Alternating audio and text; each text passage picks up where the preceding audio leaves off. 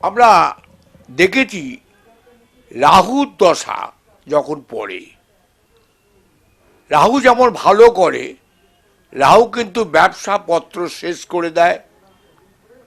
বিবাহিত জীবনে এমন সংকেত আসে স্বামী স্ত্রীর মধ্যে বঞ্চনা হয়ে হয়তো ডিভোর্সের দিকে যায়, বা ডিভোর্স যদি না হয় স্বামী স্ত্রীর মধ্যে খুব দারুণ অশান্তির মধ্যে দিয়ে যায়।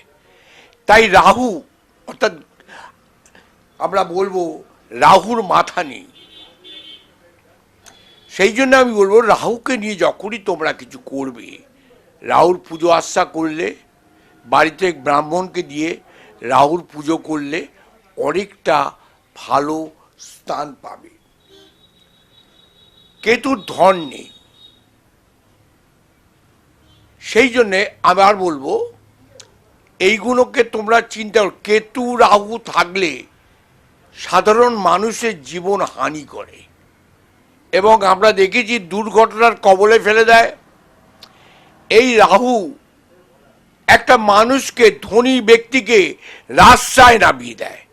সেই জন্যে তোমাদের সচেতন হতে হবে। রাহুর কবল থেকে বাঁচতে গেলে গোমেদ অর্থাৎ ব্রাহ্মণ দিয়ে রাহুর পুজো করা। রাহু কিন্তু যখন ঢোকে তখন শেষ না করে যাবে না।